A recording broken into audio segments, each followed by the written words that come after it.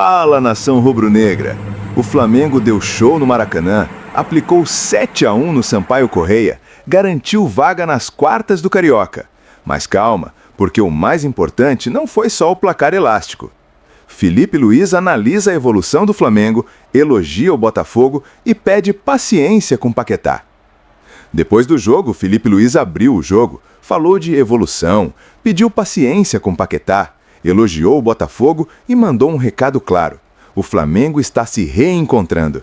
Fica comigo até o final porque tem muita coisa para analisar dessa coletiva e do momento do Mengão. Olha, tem opinião de Opina Porco, Mauro César e Pilhado. Goleada. 7-1 não é só placar. O Flamengo fez valer o favoritismo, sim. Mas o que chamou a atenção foi a postura do time. Desde o primeiro minuto, pressão alta, intensidade, troca rápida de passes e principalmente comportamento coletivo. E isso foi exatamente o que o Felipe Luiz destacou após o jogo. Segundo ele, mais do que gols ou atuações individuais, o foco é recuperar a confiança do elenco e ajustar detalhes táticos em um calendário apertado, com pouco tempo para treinar. E quando um técnico fala isso depois de uma goleada, é sinal de maturidade. O mérito de Felipe Luiz e o trabalho no dia a dia. Felipe deixou claro: o Flamengo não desaprendeu a jogar bola. Esse elenco foi campeão recentemente, tem qualidade, mas estava precisando reencontrar seus padrões. E como fazer isso sem tempo de treino? Esse trabalho silencioso começa a aparecer em campo. O time está mais compacto, mais organizado e com mais ideias claras com a bola. Flamengo classificado e o clássico contra o Botafogo. Com a classificação garantida, o Flamengo agora encara o Botafogo nas quartas de final do Carioca. E aqui veio algo interessante na fala do Felipe Luiz: respeito total ao rival. Ele elogiou o trabalho do novo técnico alvinegro, destacou a evolução do Botafogo e a proposta de jogo que vem sendo nada de clima de já ganhou. Clássico é clássico, mata-mata é mata-mata, e o Flamengo sabe disso. Paquetá, talento gigante, momento delicado. Agora vamos ao ponto que mais gerou debate: Lucas Paquetá.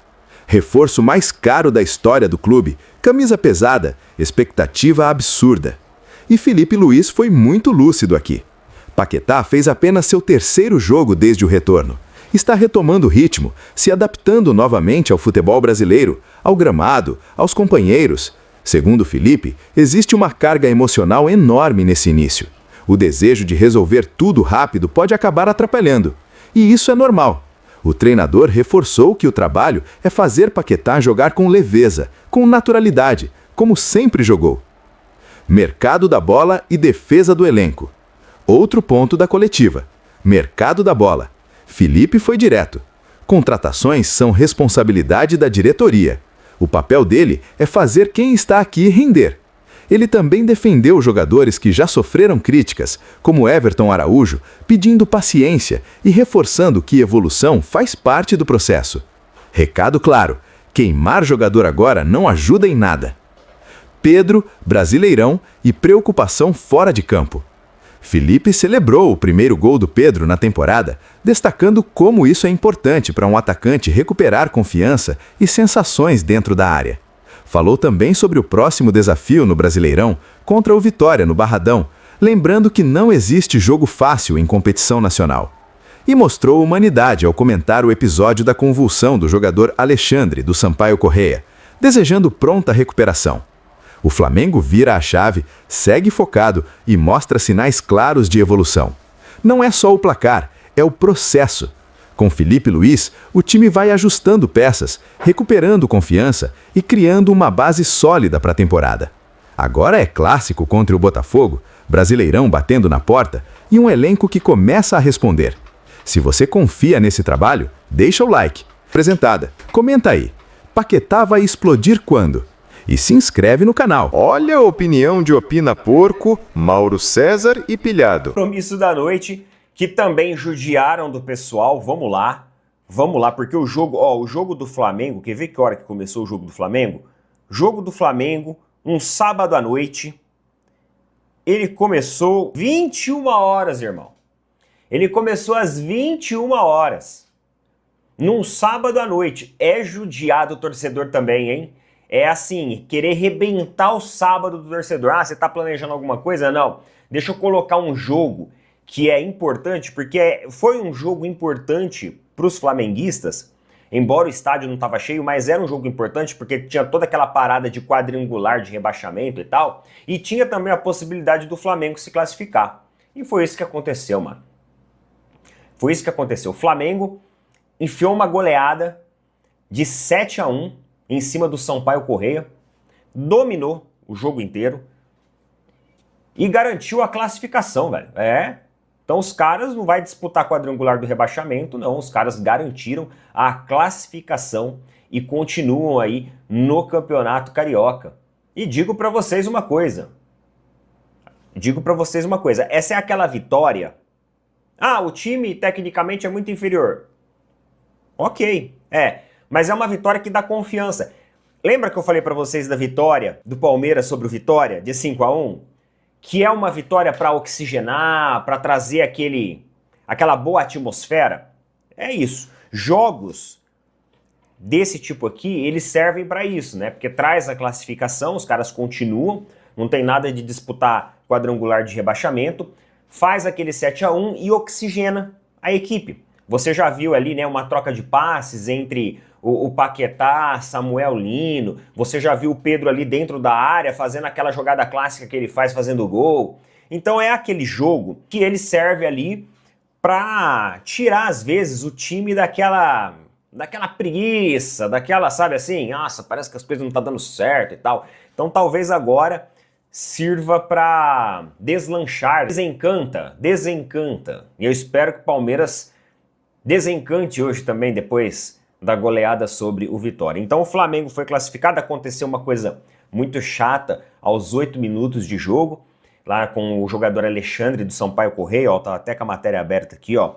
O Alexandre, ele sofreu uma convulsão no campo, realmente uma imagem muito forte. E nesse momento, cara, é que a gente vê ali a união, a empatia das pessoas. Alguns jogadores ali que começaram a fazer uma oração naquele momento. Você viu ali o Pedro ajoelhou e começou a fazer oração também, o jogador do Flamengo. Teve outros jogadores do Flamengo também que se reuniram ali, também intercederam, jogadores do Sampaio Corrêa, torcedores.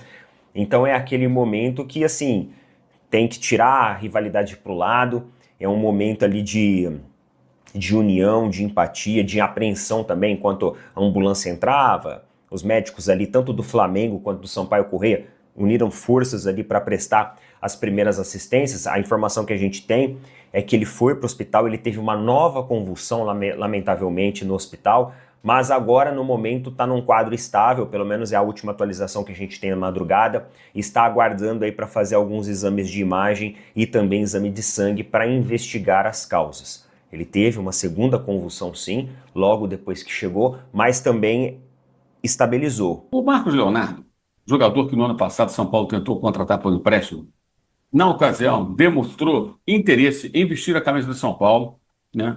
Dizendo-se até, pelo que foi amplamente divulgado pela imprensa, torcedor do São Paulo Futebol Clube. O Marcos Leonardo é um homem de área, um atacante que não reúne, embora seja um ótimo jogador, um goleador, ele não reúne as características que o departamento de futebol do Flamengo, o técnico Felipe Luiz, procuram nesse novo atacante, que é, como se sabe, seria, né, um atacante diferente do Pedro, um homem de mais movimentação, usando a expressão atual, que ataca os espaços, ou seja, o cara que se movimenta e se projeta nos espaços vazios para receber a bola, fazer um passe, tentar uma finalização, uma assistência, enfim. Eles querem um jogador com uma característica diferente. O Marcos Leonardo é visto como um cara mais de área, um finalizador. E é um jogador caro. Mas o principal obstáculo, né, embora você veja aí a especulação da mídia saudita sobre a possibilidade dele ser emprestado para o futebol russo ou futebol brasileiro, né, já que aumenta a concorrência no ataque do Al Hilal, com a contratação do Karim Benzema. O time é treinado pelo Simone Inzaghi, né, técnico vice-campeão europeu com a Inter de Milão, que logo depois foi para a equipe do Al Hilal na Arábia Saudita. Então, ele é um homem de área, não é exatamente essa função. É muito caro, mas o principal motivo, pelo que eu apurei, é que o jogador nunca demonstrou interesse em jogar no Flamengo. Então o Flamengo não vai ficar ali tentando convencer o cara a jogar pelo Flamengo. Gente, o que eu estou passando para vocês são as informações que eu apurei, não é uma opinião minha, tá? São informações. Então, o Flamengo não deve ir atrás do Marcos Leonardo. O que pode mudar isso? O jogador sinalizar interesse em vestir a camisa do Flamengo. Se ele sinaliza, gostaria de jogar no Flamengo, não precisa ser publicamente, não. Isso pode ser feito por intermédio de um agente, enfim. Aí o Flamengo pode até pensar em trazê-lo para o Brasil por empréstimo, né, que seria essa possibilidade. Para contratar de vez, seria jogador certamente de 40 milhões de euros para mais, que foi aproximadamente o valor pago pelo Al Hilal para levá-lo para o futebol lá do Oriente Médio. Então, essa é a situação. Então, não adianta o torcedor ficar, contrata, vai buscar. Não vai. Eu acho que o Flamengo deveria buscar um atacante, mesmo que não seja com as características ideais, mas que seja um camisa 9, que não demande grande investimento, até por empréstimo mesmo seria o ideal, para compor o elenco nesse semestre e no meio do ano tentar esse atacante com características específicas desejadas pela comissão técnica e pelo departamento de futebol em consequência. Aí vai ficar com 3 centroavantes no segundo semestre? Gente, tem jogo pra caramba, momentos decisivos. É preciso ter elenco para encarar isso tudo. O Flamengo só tem um homem de área, um centroavante que é o Pedro, e fica improvisando. O Bruno Henrique, que já disse que não quer jogar ali, realmente ele não se adaptou, até eu imaginava que ele conseguiria, mas não encaixou. Plata, que não é um cara que faça muitos gols. Então, o Flamengo precisa ter um jogador ali da função. Eu acho que isso é uma necessidade. Deveria buscar, penso, um atacante que não demande, repito, um grande investimento, mas que possa compor ali o elenco. E no meio do ano, com a janela internacional muito mais ampla, muito mais movimentada, buscar alguém com as características específicas desejadas. Outro assunto desse vídeo é uma coisa que eu queria alertar você, torcedor. Algumas pessoas aí que têm espaço na mídia, nas redes sociais, têm atacado o Lucas Paquetá, criticado o Lucas Paquetá, tentando colocá-lo como um jogador comum. É engraçado, alguns chegam a dizer que o Arias é ótimo e o Paquetá não joga nada ou é bem inferior. Gente, compare os currículos dos dois. E o Arias é ótimo, isso aí não tem a menor dúvida. Mas o Paquetá tem uma carreira internacional muito mais ampla. O Paquetá jogou Copa do Mundo pela seleção brasileira, que é um pouquinho mais importante que a seleção da Colômbia, convenhamos, né? O Arias deve jogar essa Copa. O Arias despertou interesse de clubes da Premier League, o Arias ficou lá há pouco tempo na Inglaterra, já está voltando, não dá para comparar. Os dois são ótimos. Agora, tentar classificar o Paquetá como um jogador comum, que não, pelo amor de Deus, o início não é bom, não. Perdeu aquele gol feito contra o Corinthians, errou o passe que originou a jogada do gol do Inter no empate de quarta-feira no Maracanã, mas não vamos aqui avaliar o jogador por esse começo. É preciso esperar mais tempo. Mas sobre essas críticas, muito eloquentes até, não seja tolo. O objetivo aí é engajar pessoas que têm espaço na mídia, especialmente, mas que não têm visibilidade, que não geram repercussão, que são às vezes até inexpressivas, só aparecem. Você repare, você só percebe a existência da pessoa quando ela fala uma coisa muito polêmica, meio gratuita, para tentar causar. É uma estratégia. Não morda a isca. É isso que eu te digo. Não só com relação ao Paquetá, não. Com relação a qualquer assunto. Porque é uma estratégia. Se você morde a isca, você está fazendo o que essa pessoa deseja. E se você não gosta do que ela fala, acha que não faz sentido, e muitas vezes não faz o menor sentido mesmo, porque é uma coisa artificial, é apenas uma estratégia, ignore. Ignore que é melhor. Tá? Você aceita essa dica? Então, fique com ela. O jogador que eles querem quer vir para o Brasil. Né? Os caras que atuam lá fora não querem vir. Então, consulta o Darwin Nunes. Ele não quer sair da Arábia Saudita, ele ganha uma fortuna. Tenta o Castellanos. Ele não queria vir para cá, saiu da Itália, foi para a Inglaterra, mas não queria voltar para a América do Sul. Estou falando de um uruguaio e de um argentino. Lucas Beltrán, outro argentino, não quis vir para a América do Sul, saiu da Itália e foi para a Espanha. E assim vai. Então, 3 nomes aí que foram consultados e outros que eles tenham pensado. É difícil trazer? É difícil trazer. Até jogadores promissores que atuam em times menores da Holanda, da Dinamarca, por exemplo, você tem dificuldade porque os caras querem sair dali para uma liga europeia, é normal. Então esse é um obstáculo? É um obstáculo. Então a busca fica mais difícil, mais complexa. Jogador jovem, a torcida nem sempre tem paciência. De fato é desafiador. Eu entendo que se você não tem condições de trazer hoje o centroavante que você quer com as características ideais para complementar o elenco, que seriam diferentes das do Pedro, eu acho que o Flamengo deveria trazer um centroavante que fosse por empréstimo, poderia ser até um veterano, para dar opção, para ter um outro cara, para quando o Pedro não puder jogar, você ter um outro jogador. Para jogos como o de quarta-feira, você nem que for na marra, colocar mais um cara na área e tentar meter um gol no final.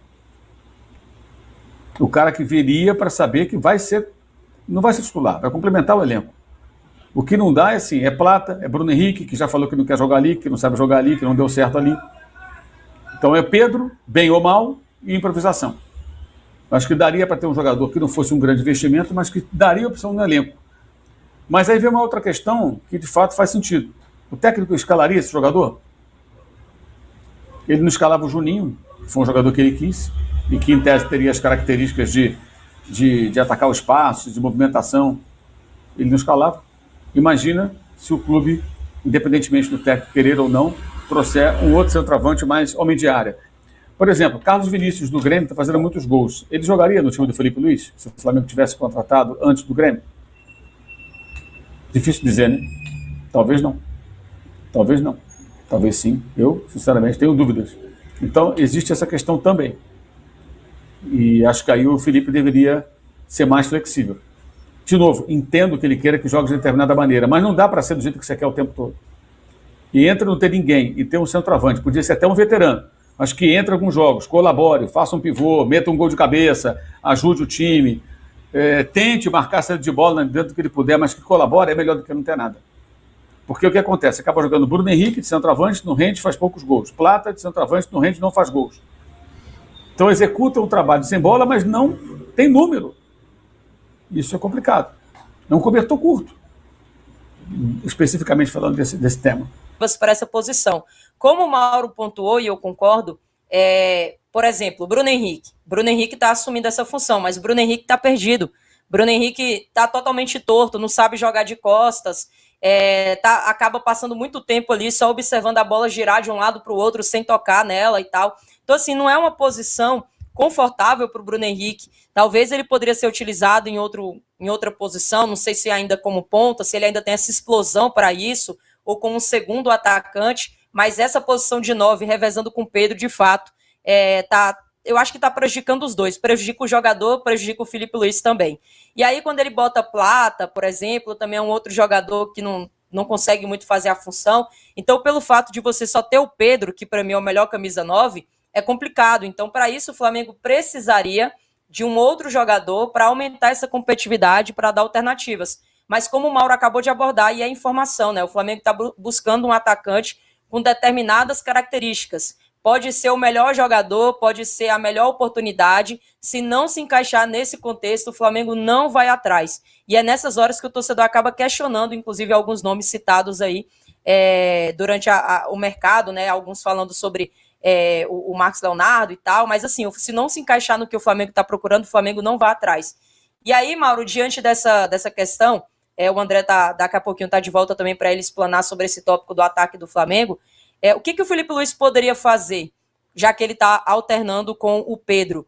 Permanece com o Bruno Henrique até que essa contratação aconteça, faz um 4-4-2, talvez com Pedro e mais um, ou então com o Paquetá também sendo utilizado em algum momento.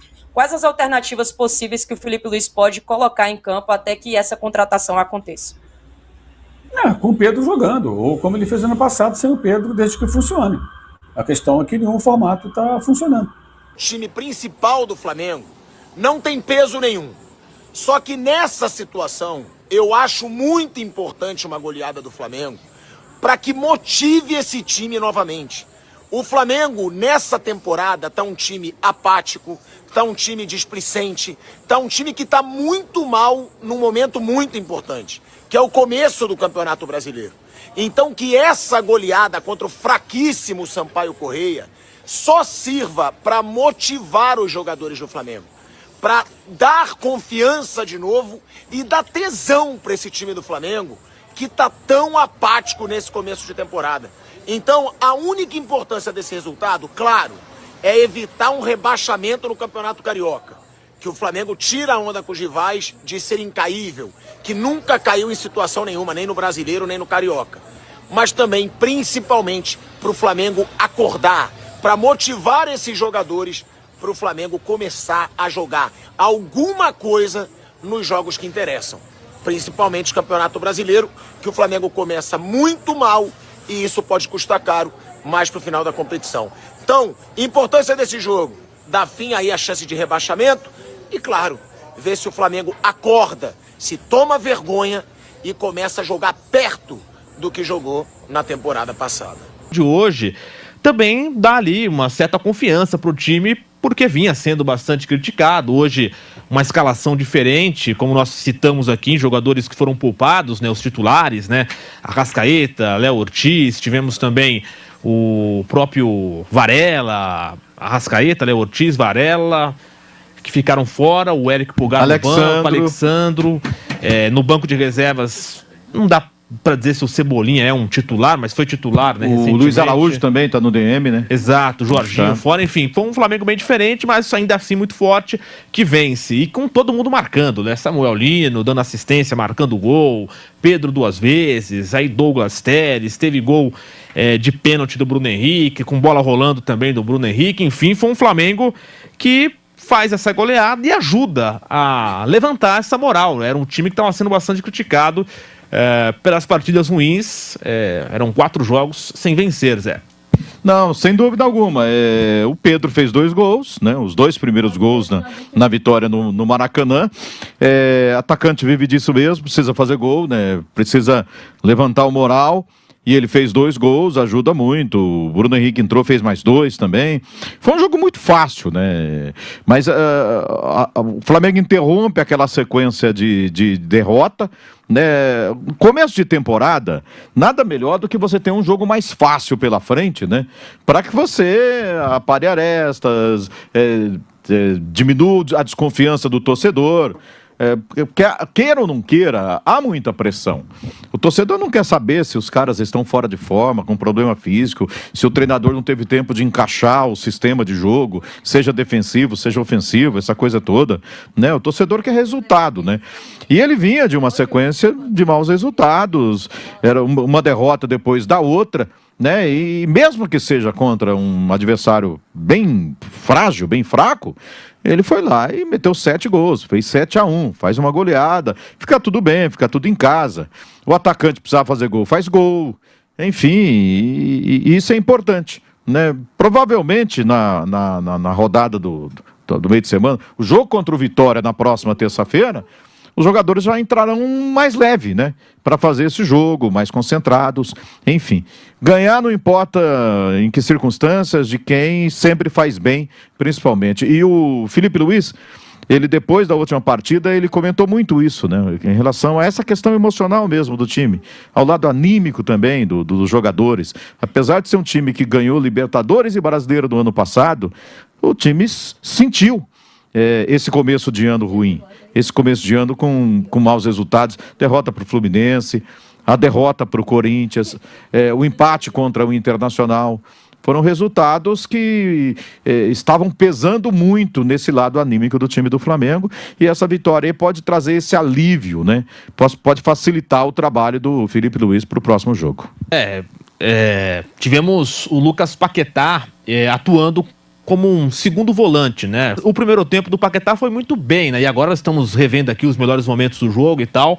O Paquetá teve 2 chances, né? Uma que o goleiro pegou num chute na área, e a outra jogada, na troca de passes, o bate-rebate, a bola sobra para ele cara a cara com o goleiro e ele toca na trave. Então, o Paquetá teve pelo menos 2 chances ali para marcar, deu assistência, exatamente. Foi um Flamengo hoje diferente, com o Paquetá jogando como segundo volante. E com a ausência do Jorginho nos próximos dias, né? Ele deve ficar fora ali cerca de 3 semanas. Pode ser uma solução o Paquetá. Essa foi a bola na trave, que ele toca ali, a bola vai na trave, quase, né? Poderia ser também o gol. Teve pelo menos 2 chances claras ali, o Lucas Paquetá. Você imagina o Paquetá atuando mais vezes assim, Bruno Prado, como esse segundo volante, ainda mais com a ausência do Jorginho, ou podendo desbancar o Eric Pulgar, formando ali uma dupla de Jorginho e Paquetá? Como é que você imagina? Porque como um ponta na direita, ele não foi bem assim ainda, início, né? Mas hoje ele jogou bem melhor nessa função, como um 8, como um 10 ali. Aí vamos falar do adversário, que é muito fraco, mas o Paquetá já fez essa função várias vezes, inclusive na Copa do Mundo. Na Copa do Catar ele jogou assim. Ele tinha o Casimiro, era o Paquetá e o Neymar por dentro, e 3 atacantes, né? O Rafinha de um lado, o Vinícius Júnior do outro e o Richarlison no centroavante. Então ele fez essa função em Copa do Mundo, inclusive. Então ele pode fazer sem nenhum problema. Na ausência do Jorginho, acho que é a melhor solução. O Pulgar é um cara que o Felipe confia muito, né? Teve uma lesão no Mundial, ficou tempo fora e jogou com o Jorginho e Saul. E quando o Pulgar voltou como titular. Então é isso aí, nação rubro-negra. E qual é a nota que vocês dão para esse time que jogou ontem contra o Sampaio Corrêa? Essa goleada de ficar para a história realmente mostra o poder do Mengão ou é só uma alavanca para que eles se sintam motivados para ganhar todos os jogos aqui para frente, ou pelo menos a maioria, né? E trazer títulos aí para a nação rubro-negra? Comenta aí, né? Não esquece, galera, de deixar seu like, se inscrever no canal, compartilhar o vídeo, deixando aí, né, aquela conversa, né, com os amigos para assistir os vídeos, né? E claro, não esquece de hypar o vídeo, né, galera? Isso é muito importante para o crescimento do nosso canal. Lembrando, galera, de deixar aí os créditos aí para o canal aí do Opina Pouco, também o canal do Mauro César e também o canal aí do Pilhado. Até o próximo vídeo.